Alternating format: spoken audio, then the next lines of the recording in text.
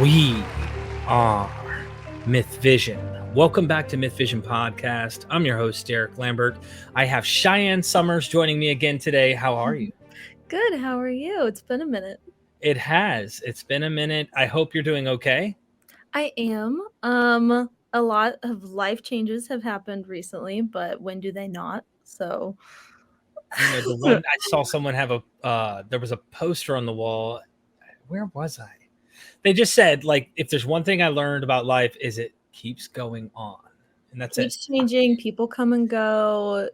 I mean, if you live your life open to it being in any direction, it will just keep on flowing, and you just got to go with the waves and see where it takes you. And that's just what I'm doing right now. So good. Well, you're enjoying it, I hope. Yeah, I am. I'm still in Colorado. I'm definitely going to be here through the end of the summer, and then I'm going to move on and go somewhere else for the winter instead of sticking around for like ski season again. Mm-hmm. So I'm going to go back to like the ocean, go back somewhere with a little bit more humidity. Get the beach tan going. Mm-hmm. Yeah, so this is my last summer in Colorado, at least for right now. Awesome. Yeah. Well, I went, is it Colorado Springs? Steamboat Springs. Okay. So it's like 3.5 hours like northwest of Denver. Okay, got it. So pretty out there and pretty far away from a lot of things and people, and it's a smaller town. So I would need to like spread my wings again. It's beautiful there though. The altitude is what got me.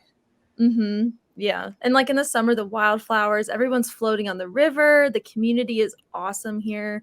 I really love it, but I'm like, I kind of miss a bigger city a little bit. So, and I'm kind of over winter. So I'm going to play around, see where I want to go. That's awesome. Well, I'm glad that you're doing well. Our last episode we talked about your background as a Jehovah's Witness, being raised in that family. And you were also somebody who was you traveled, you were going to, I believe, Mexico, if I'm not mistaken. Yeah, I was there for about like 2 years. Dominican was a bigger one too. And I went there a couple times. So I think in total I was there like 6 months-ish. And then you broke a bone, and your parents, one of your parents, dad or mom, I can't remember, was trying to get you to go to the Kingdom Hall. Yeah. And you fought him on it. You said no. Mm-hmm. What? So get us up to speed again. Yeah. So about him coming into my room and wanting me to go to meeting. Yeah. So my leg was getting better. I flew home. I think I was bedbound for about a month. And then once I started getting better, he was like, well, you live in my house, you go to meeting, which he was never an aggressive parent before. Mm-hmm. And it's a more like disappointed in you kind of father. So I felt really guilty as soon as he left the room, and I was like, okay, I'm going to go. So I went, and that was like the last meeting I ever went to. And I remember our audience knows, because they may not have seen it, like you were born and raised in the Jehovah's Witness religion. All your family was in it. Everyone you knew was in it. You didn't know anything outside of it. Or you had some friends. Except for school. Right. Which was elementary school, middle school, definitely didn't hang out with those kids at all. High school, when I started being able to like drive, I would hang out with like 3 girlfriends maybe. And I would go to like high school football games and stuff. But that was very like, my parents were very more lenient than I feel like other JW parents were. Which I really appreciated at the time, but I'm glad that they didn't restrict me too much as far as that area. But it wasn't until high school, because they kind of pretty much set me up as like not being close friends with anybody, elementary school and middle school. Then high school, they kind of let me like choose a little bit. But that's when I kind of was fully into JW, and I started having JW friends. So I was choosing to hang out with them, and I was fully into it. I fully believed it.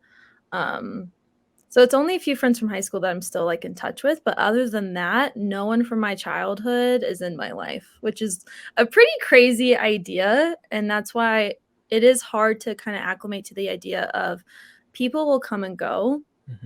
My whole life, and I just have to like be okay with that. Wow. Yeah. Okay. So it's just crazy. Like I found out last summer that my parents sold like my childhood home and moved to Florida. And I found out on Zillow because I just like was browsing one day and I looked at my house and I just wanted to see like what it was worth or like, it said sold June, 2021. And I was like, what? And I think this was in August. I was like, you guys don't even live there anymore. Like no one told me. My sister and her husband moved. Like, it's just like I don't know really anything that's going on in their lives. And I think I just have to be okay with that. So your whole family. So we talked about this briefly, and this is the part I forgot because it's been a minute since we've recorded the first one. Yeah. Your mother and father don't really communicate with you at all. No. So last time my mom texted me, I think was sometime last year. Didn't go well. It never goes well, unfortunately. And then she texted me on Mother's Day. So like last week or 2 weeks ago, whatever it was. And the day before, and she's like, hey, like, how are you doing? She wanted to know like a life update, like my romantic life, my love life, like my, where am I kind of thing. And I just responded that, hi, like, I just don't think it's fair that you get to ask me all these questions and like want my life updates, but want nothing else to do with me. It's not like, how are you doing? Tell me about your life a little bit. It's like, she kind of wants to know like the gossip.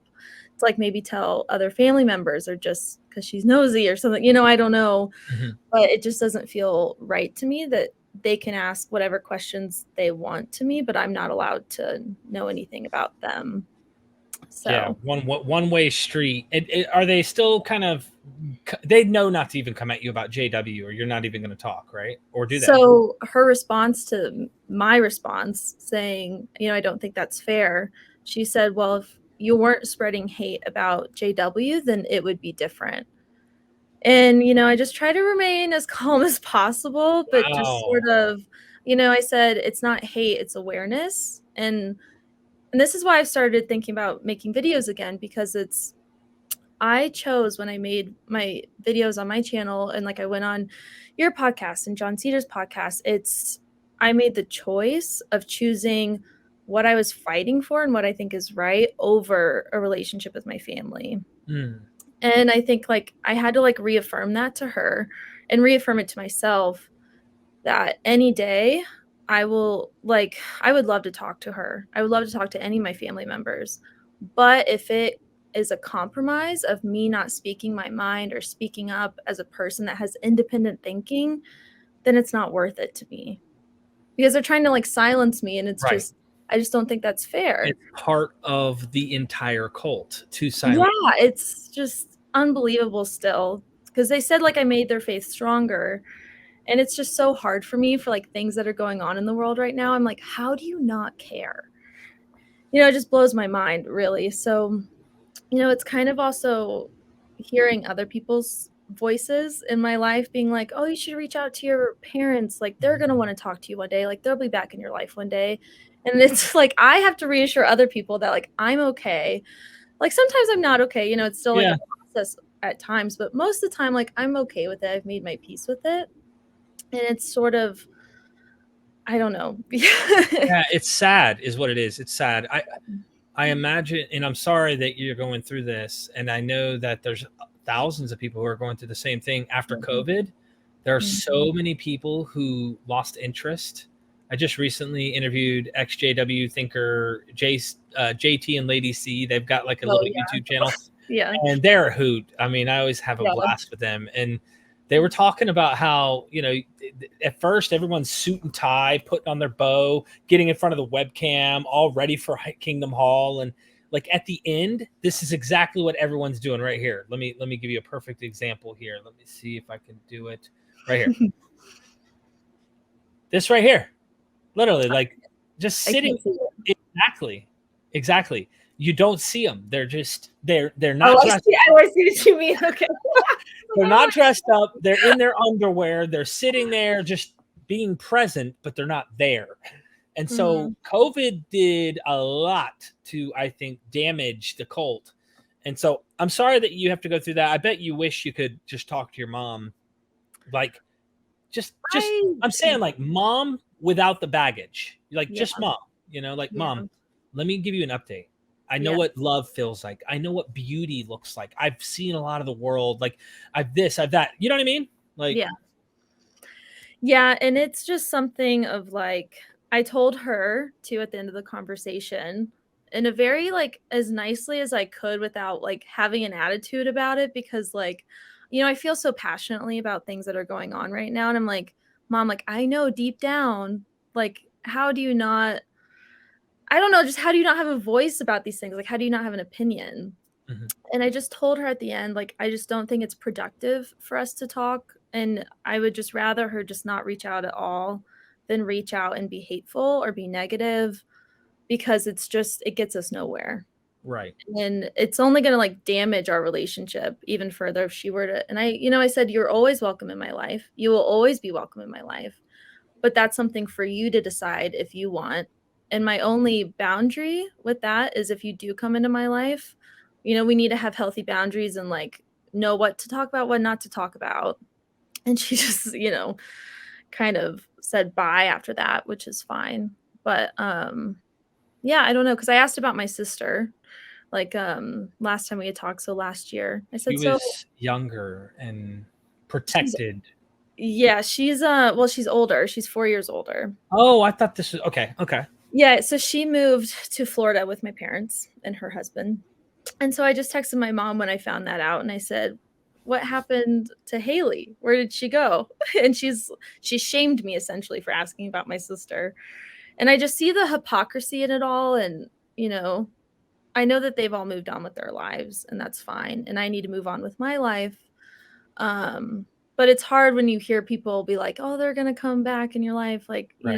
they'll be fine, they'll be fine." It's like sometimes it doesn't happen that way. And it's like I'd rather make my peace with it now than hold on to some hope that may or may not happen and rely on that. So, If I were to just ask you to be 100% honest and transparent and just say it like it is, do you hate the JW cult for this? Do you hate what it's done? Like how do you feel about this cult and this teaching? By the way, this teaching, this what they call fictive kinship, is found in the Bible in the New Testament. mhm. Jesus taught it. You should be able to hate your mother, your father, your sister, your brother, your children. It doesn't matter for the kingdom's sake. So this Oh, is where it comes from. My question is, how much do you hate this teaching because you had to live through this?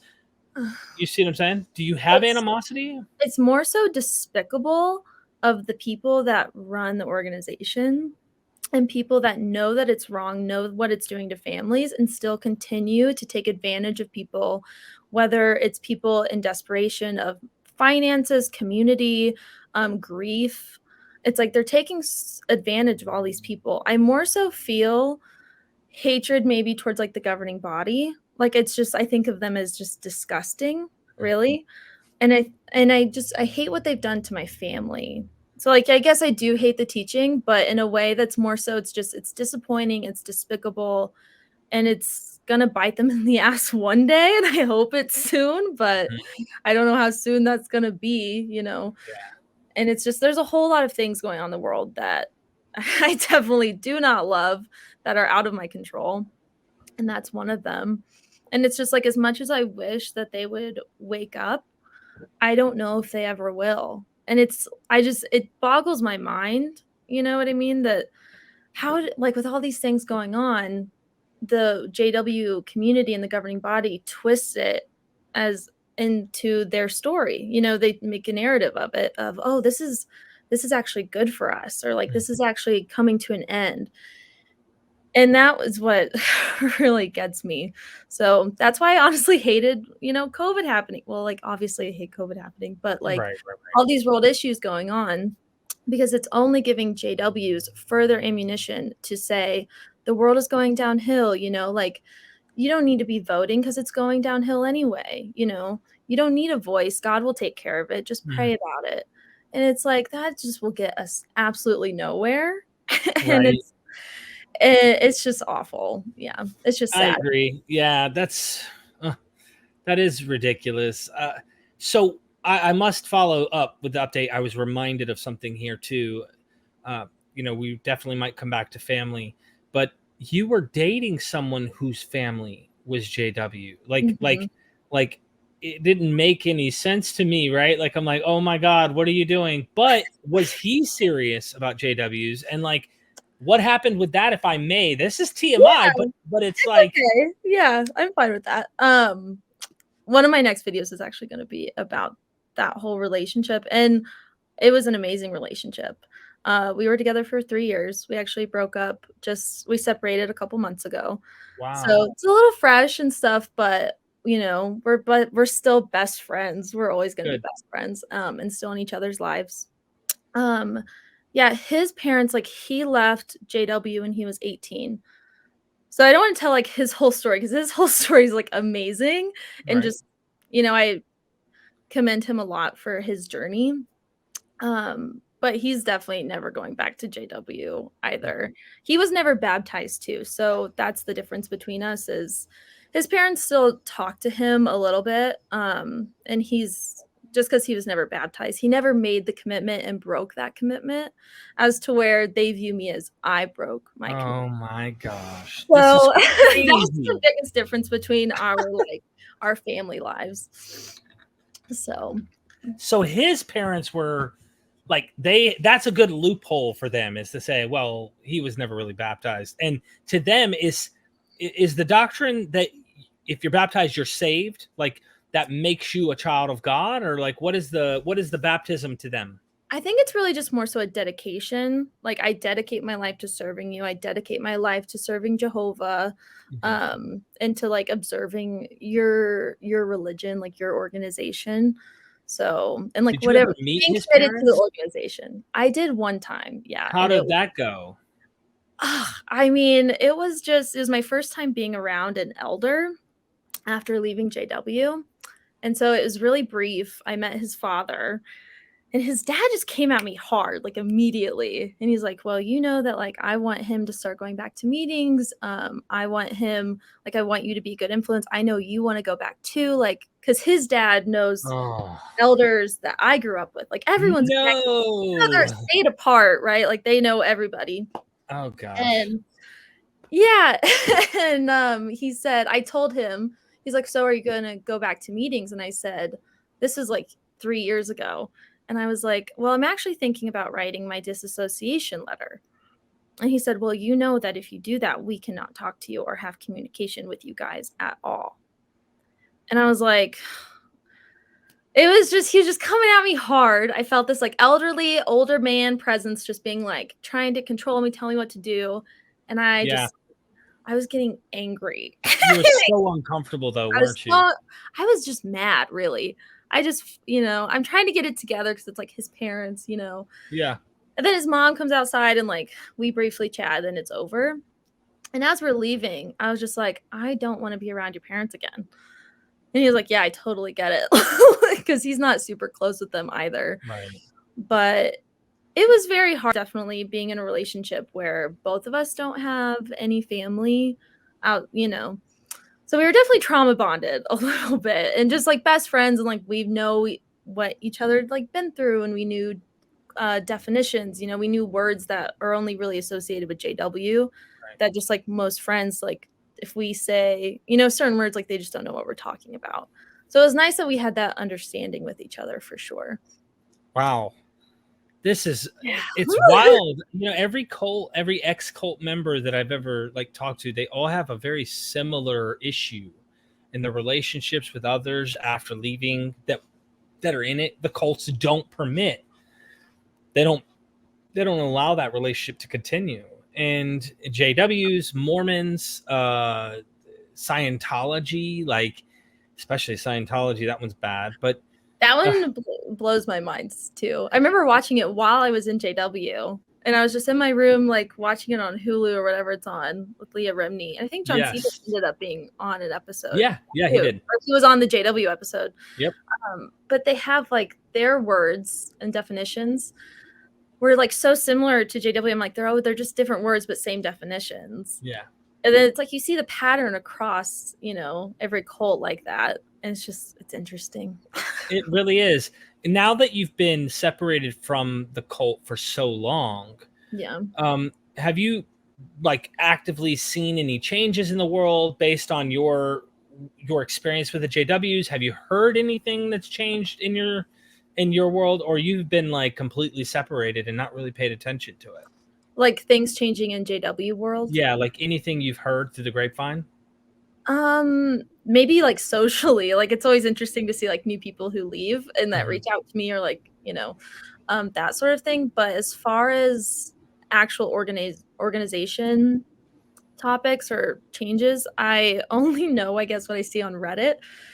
Like, I guess in one of the recent watchtowers, they like had a new date for like end of times, which When is I would this? have to go back and look at it, but it was either 2030 or 2035. And I remember just being pissed when I read that, because I'm like, fuck. I was like, I'm gonna have to wait like another Just to extra show how time stupid. for a new wave of people to leave. So like that was a big bummer to me, like hearing that. But other than that, I don't really keep up with it as much, because I'm also trying to, it's like it's a really important to me, and it's really important for like my history and like where I come from. And I want to help other people that do leave or like want to talk about it, be there for some sort of support. But it's also like trying to move on with it a little bit, but I don't think I'll ever be able to fully like forget about it. Right. Something that like my family and a lot of my friends are still in. And yeah, I don't know. Just What interesting to see them change too. what are some examples of like the most common thing people reach out to you when they're leaving? They say, "Here's what did it for me." Oof. I mean, I wouldn't even say it's really like, I've noticed it's a process over time. Because Mhm. like mine was a total process over time. I have a friend in Nevada, because I served in Las Vegas for a few months. I lived there for a few months. So I have some JW friends that are still Yeah. there. So I've had a girl reach out to me like every few months. She sends me a voice memo on Instagram and tells me like her update, and it's so interesting seeing her message me from like a year ago and what the context was to now she has fully left. She told her parents she's in a relationship, like she's not coming back. Like, to see her progress like that and what that's been like for her is, I mean, it's really cool. And it's really just like me telling her, like, you gotta be patient. You gotta keep believing in yourself and just keep moving forward, because it will get better and it will get easier. Mhm. But in the moment, it seems so overwhelming. And like, I remember just shaking in my boots, being like, I can never like tell my parents like how I actually feel. Now, I mean, I have no problem telling people how I feel. But I was so shy. I was so taught to be submissive and quiet. And, Right. I was just It's a not, patriarchal world. Like it you is. literally cannot break that bubble. It some of their teachings are just wild. Blood transfusions and all that stuff is just crazy. And I just Yeah. wish we had more of a voice when I was younger. And so that's like my advice to younger JWs is like, don't wait to like gain the confidence, or like maybe do if like that's your natural process. But like if you can train yourself and start reading things and educating yourself to have an opinion, doing that now and like getting that confidence, I think would be like the best thing. I think my parents would have respected me maybe even more if I had told them my concerns when I was like 16 rather than Mhm. being 20, 21 and shocking them, because it's like I never questioned anything to their face, at Yeah. 16, even though, because I didn't feel like I had the open communication at all. Yeah, I have my mom wants to like she'll like we're very tight on Mhm. this issue. She doesn't want to talk to me about it. I don't want to talk to her about it because I don't want to offend her, because Yeah. I say what I really think about things. And mom is afraid. She's afraid of hell. She's afraid of judgment. She's afraid of this, that. And she believes that this is true and it's real. And, she's afraid for me. And I'm like, you have nothing to be afraid of. Trust me, I've studied. I know what I'm talking about. There's like, no. Like, why aren't you afraid of, the other gods? There's a lot of reasons we can get into why this one. Well, Yeah. we were packaged and taught this one. But mom calls, and she'll call and be like, because we have a really good relationship, and she'll be like, I had a dream the other night. And when she has that tone, I know she's like trying to like get under my skin. She'll Mhm. be like, I had a dream the other night, Derek. And when I was sleeping in the middle of the night, I heard a voice and I woke up.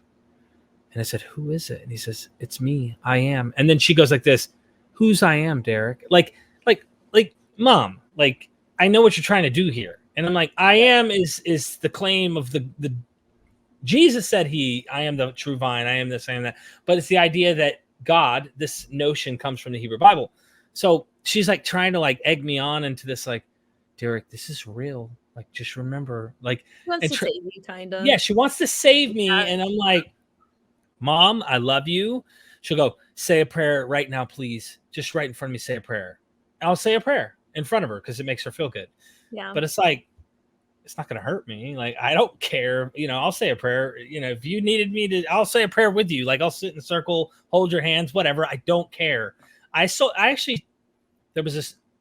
leading a eulogy at a funeral. One of our close friends overdosed and died many years ago. I was already out, like, what is it? Physically out, mentally out, POMO. You know, I was what you would call POMO, but yeah, I didn't have any belief, like, at this time. You know, like, I have nothing. You know, at this point, I'm just a skeptic, and I got invited to just do the eulogy, and I thought that meant when we get there, like, I'm just gonna say something to lead like this one part. I get there and they said, Pastor Lambert, thank you for showing up. I'm not making this and you're doing the whole... I did the whole funeral service, and I was so nervous. Then they said, your flock is in there waiting. I'm not making this up. They're waiting for you. I go in there, and there's 30 intergroup family members. There's, I got 200 people at this funeral. And I'm standing there, and they're like, Pastor, please come and lead us in prayer. I don't even believe what I'm praying in. And I forget, like, how to do it the way you do it when you're in the group. Like, when you're in the group, you're like, Heavenly Father, I thank thee, Lord. It comes naturally. You got it. Yeah. I'm saying this, and it felt awkward because I'm like, you know what? Just say it for them. And so I said it, and they were, amen. Thank you. And then I went up there, and I had to give this sermon. I think the only part I felt comfortable is when I played a song from Garth Brooks that related to, like, who she was. Mm-hmm. It was a really good song that he had sang about this girl. I can't remember the name of the song. It's really good. One of his older ones. And that's when I started feeling comfortable. I was like, you know what? She's in a better place. She's not suffering anymore. It was drug addiction. And that was the most awkward out of the church experience I ever had. And it was in the newspaper, Pastor Lambert. I'm like, holy crap. Have you seen my YouTube channel? Like, how long had you been out, or, like, you know, physically out, mentally out, to when you did that? Probably, I'd say at least a couple years. Yeah. Like, at least. At that point, you've already, like, unlearned and, like, deprocessed from, like, you know, because it's a social, I don't want to say it's a social game, but it is a social, I don't even know. Yeah, right? You need to adapt to it.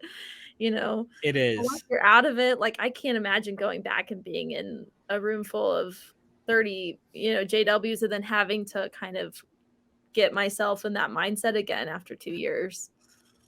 Look, my wife wrote like 7 or 8 pages for me. I'm at work all week. I have nothing prepared, right? I walk in the door, she hands me these papers, and they're like, Pastor Lambert, come over here. And I don't even know what I'm supposed to do or say, or how to lead it, kind of. Yeah, they told me what to do, like, in terms of, hey, go over there, now you got to give this. And I'm like, I'm looking in the paperwork, I'm looking at her going, what page? I mean, I don't even know what I'm doing. That's stressful. And then I'm opening the Bible to read from the Bible, the very book that, like, I'm actually scrutinizing all the time. Mm-hmm. And I'm reading it, and these words are supposed to give them comfort. And for me, I'm like, it was so weird. I can't describe. It's like if you went in the Kingdom Hall, and someplace they don't even know you, and they think that you're like the elder's daughter or something, okay, and you're like supposed to give a spiel in front of all of these Jehovah's Witnesses. You know what I mean? Like, yeah, no. No.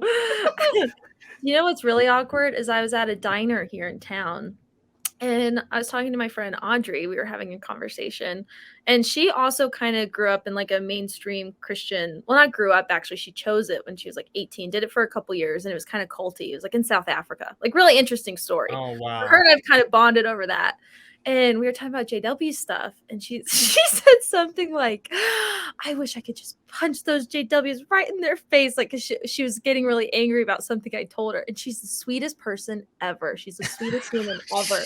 And she says something like that, and then this lady behind us, a few minutes later, she has a little baby, and we're making like little baby faces, and and she's like, by the way, like I heard you guys mention like Kingdom Hall or something. She's like, I'm JW. And I was like, oh Jesus. I was like, I hope she didn't hear. I don't think she did, but I was like, oh my goodness, like how, because I was just talking about, and I was like, yeah, and I was really nice, but I was like, yeah, I left a few years ago, and she's like, yeah, it's not for everyone, and that was just like That's a cool. really good interaction.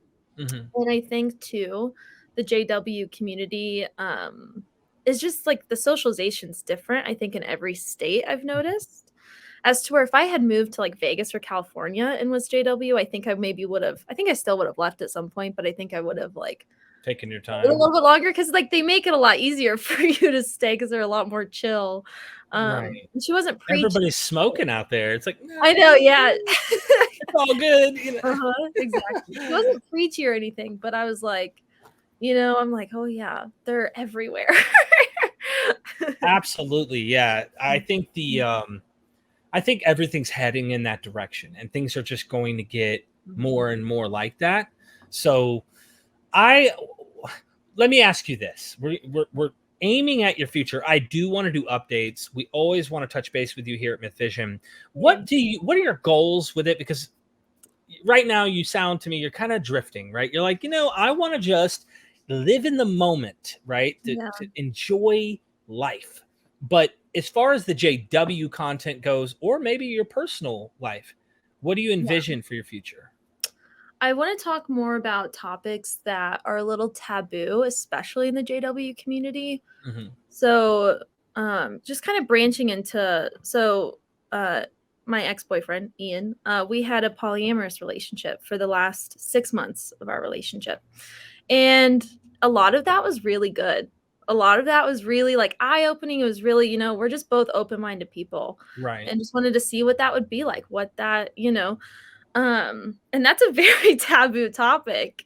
Especially in JWs. Yeah. Especially JW. And then also just, I think in general, right. as a society, it's a newer concept. It's a newer thing.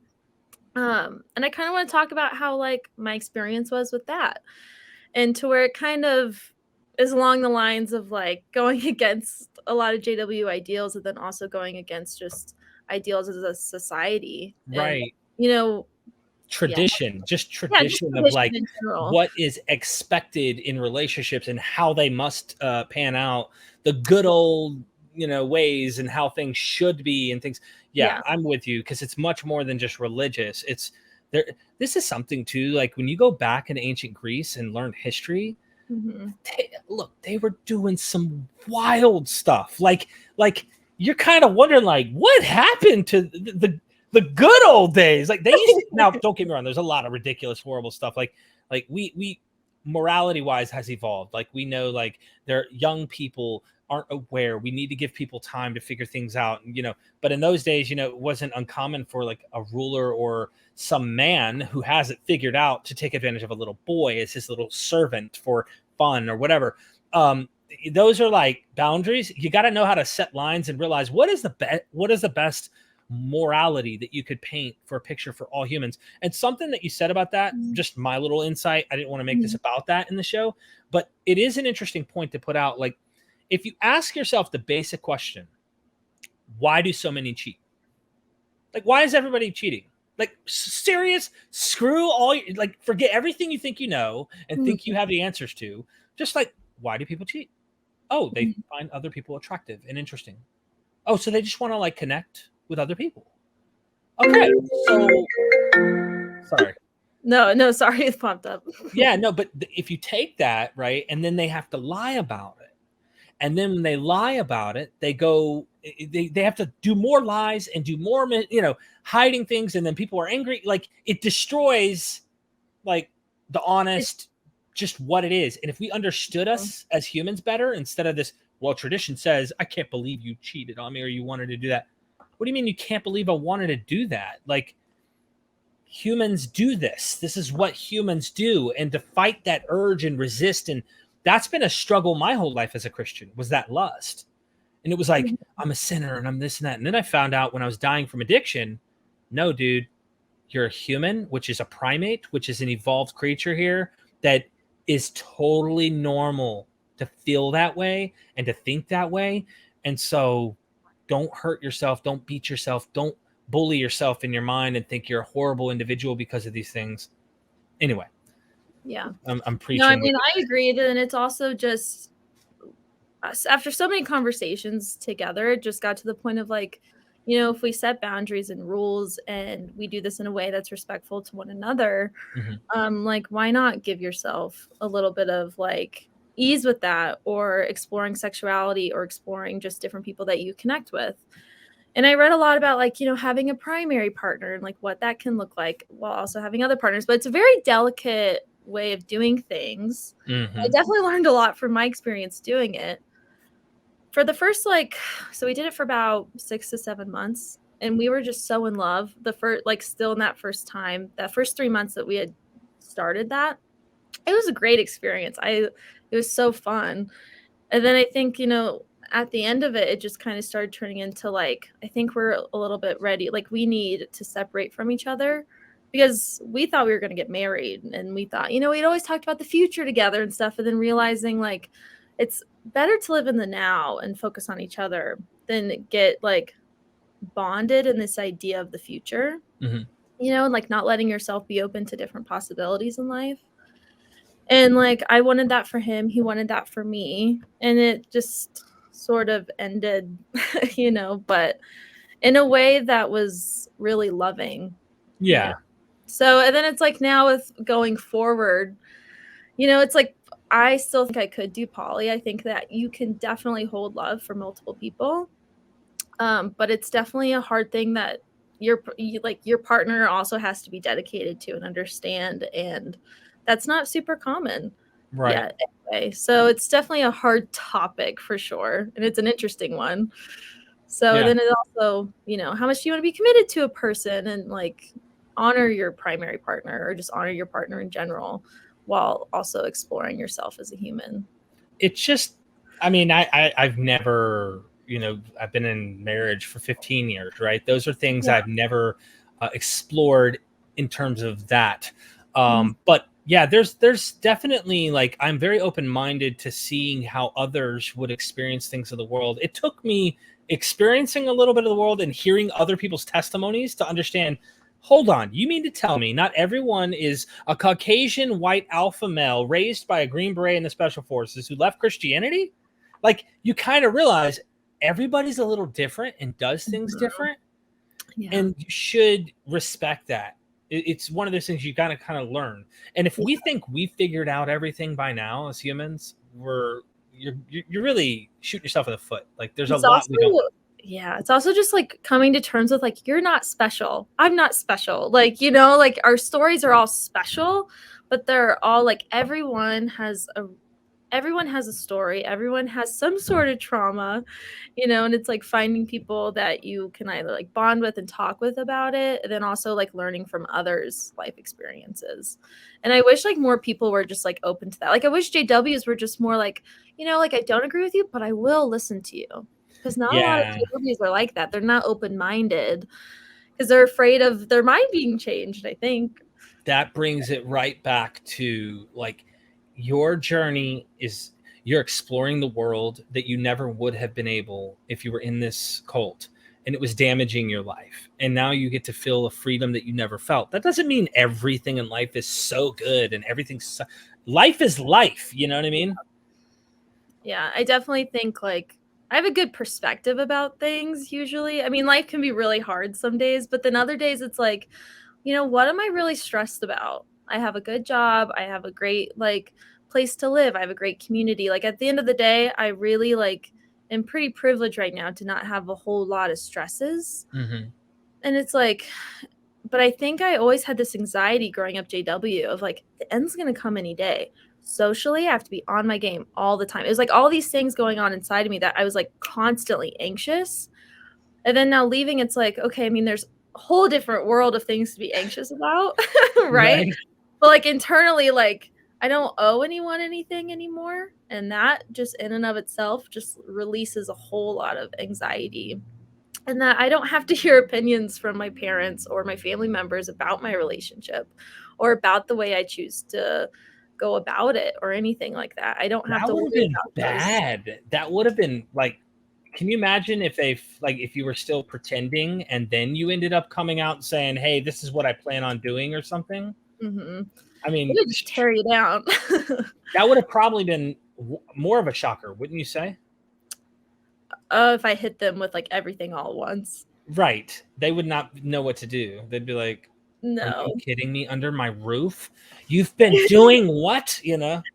You Yeah, s I mean, when my when my dad found out, like, I smoked weed for the first time, like, I never seen him really cry, and, like, he cried because, like, his brother which was, like to me, I was like, "It's really not that big of a deal."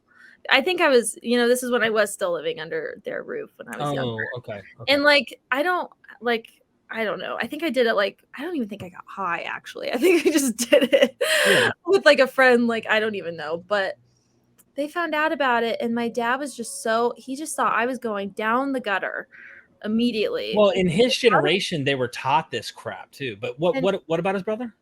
both of his brothers died of drug addiction. Ah, So, there's in the his eyes, he thinks that that's, like, the gateway, which, yeah, like, whatever. Um, but he just thought my whole life was going down the drain because I wasn't gonna be JW, and, like, he found out I did one thing that, is not commonplace in JW. And it was just really sad, and I was like, I mean, if you go about things the right way, there can be a balance and there can be just this going about life like, "I'm gonna try a few things, I'm gonna be open-minded." And it was right. just crazy to me that he just lost all hope for me in that moment. Yeah, I mean, I think there's some trauma there for sure as to Trauma why. for sure, And yeah. no matter how far, he's probably thinking in some way you're his baby. So he's thinking that. But Mhm, the cult, it muddies the water so bad in so many ways, I've noticed. So hard to know, hard to know, hard to read his mind. But mhm. I can Yeah, imagine why as a parent. yeah, but it just makes me in that moment too, he just wanted nothing to do with me.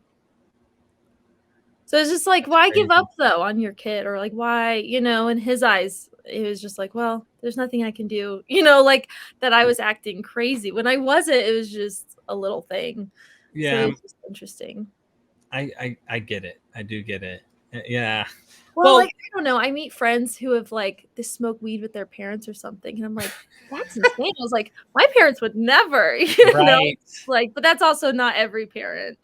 I But get it. Yeah, my I think parents it's just never. the family dynamics that when you don't have an organization telling you what your dynamic should be, then like, because I was never friends with my parents really. So it's like, Got I wonder it. what that's like. Just curiosity. Yeah. Yeah, it depends on the kind of people they are. Even personality-wise might Mhm. matter. It's Yeah. different. It's different. Now, your YouTube channel, how long ago was it that you've published here? I'm looking Uh, 11 months for a yeah, it's been short. almost a year. Yeah. 11 months. Okay, here you are. Power of Now, How Mhm. I View Life and Time After Religion. So I hope that everybody will go subscribe. You're planning on putting out another update? Yeah, I'm gonna record it this month. So Good. You were yeah. motivated. Yeah, and I wanna talk about and I just wanted to wait. Like I wanted to wait until I had more to say, Mhm. and now I have more to say, and I know how I wanna say it. Good. Sort of thing and things that I wanna talk about that are, like, half JW related and half not, that are just, Mhm. like, ideology, but yeah, I'm excited. Go subscribe now. Right now, please. Go show her some love. Hit the bell. I hope to hear more from you. We are going to have to do some hangouts, take Q&A from the audience, that kind of stuff. We'll Yeah, definitely do something. awesome, I would love that. Thank you so much. I enjoyed this. Thank you, I enjoyed talking to you. And ladies and gentlemen, never forget, we are